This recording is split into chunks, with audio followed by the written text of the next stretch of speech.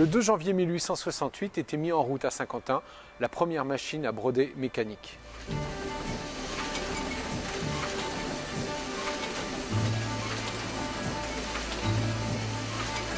Plusieurs décennies avant, vers 1780, est introduite la broderie dite blanche, c'est-à-dire faite à l'aiguille. On brode sur un tissu uni ou écru un motif manuellement à l'aiguille.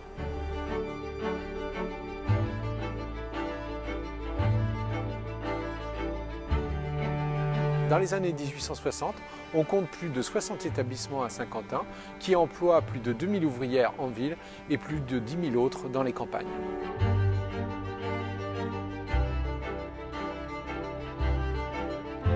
Mais déjà la concurrence est dure pour ces brodeurs face à la broderie mécanique développée en Suisse.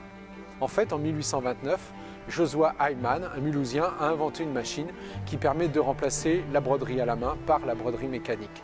Les Suisses s'emparent rapidement de cette nouvelle technologie et améliorent et développent les machines destinées à cet usage. Un brodeur saint-quentinois, Hector Basquin, installé dans la ville depuis 1848, a l'idée lors de l'exposition universelle de 1867 d'importer en France des machines suisses. La première entre en service donc le 2 janvier 1868. Au départ, il est obligé de faire venir des ouvriers de Suisse pour faire fonctionner ces machines, mais dès l'année suivante, dès 1869, il instaure un cours de broderie mécanique à la société industrielle sur une machine qu'il fournit lui gratuitement aux élèves. Très rapidement, l'industrie de la broderie saint-quentinoise se transforme. Les ateliers mécaniques se multiplient. Chose intéressante aussi, les hommes remplacent les femmes. Jusqu'à maintenant, la broderie est féminine. Avec l'installation de machines, ce sont les hommes qui peu à peu peuplent les ateliers. Dans les années 1870, ces métiers à broder sont des métiers à pantographe, c'est-à-dire que le brodeur reproduit manuellement avec un pantographe un motif d'une feuille sur un tissu. C'est un tissu tendu de 4 mètres de largeur environ, sur lequel 200 à 250 aiguilles viennent broder le même motif régulièrement, suivant les mouvements imprimés manuellement par le brodeur. On estime alors qu'une telle machine peut remplacer le travail de 50 ouvrières. Une machine comme celle-ci est commandée par un brodeur et 2 femmes qu'on appelle enfileuses qui sont chargées de remettre des fils sur les aiguilles.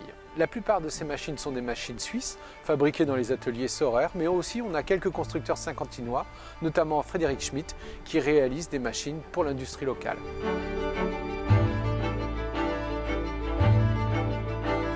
Cette industrie locale est composée d'une multitude d'ateliers. Citons les plus grands. Hector Basquin, bien entendu, le premier, rue du Cateau. Léopold Lebé, rue d'Enfer-Rochereau. Julien Daltroff, à Arly, installé à Saint-Quentin depuis 1868. Adolphe Trèves, sur la route de Cambrai. Les frères Graff, qui sont des Suisses, installés en 1893 à Saint-Quentin. Et les frères Wormser, eux aussi suisses, installés rue du Gouvernement, à l'emplacement de notre actuel square Winston Churchill. Il y a aussi des ateliers beaucoup plus modestes. Viper à Remicourt, rue de Bellevue, Huez et Carpentier, rue de Mulhouse, Henri Carré, rue Pierre Ramu, Ernest Pagné, rue de Cambrai, Auguste Henry, rue d'Enfer-Rochereau, Alfred Steiger, rue Calice-Couplet ou Gaston Pion-Capel dans la même rue. Il existe aussi une multitude d'autres brodeurs, des brodeurs que l'on dit à façon, c'est-à-dire qu'ils travaillent à domicile avec seulement une machine, souvent installée dans un atelier derrière leur habitation. Ces machines représentent quasiment la moitié du parc industriel de la ville. Durant la Première Guerre mondiale, toutes les machines de ces brodeurs sont détruites, pilonnées par l'armée allemande. Cette industrie de la broderie se reconstitue après la guerre, mais la mode a changé et la broderie a grandement disparu des robes des femmes.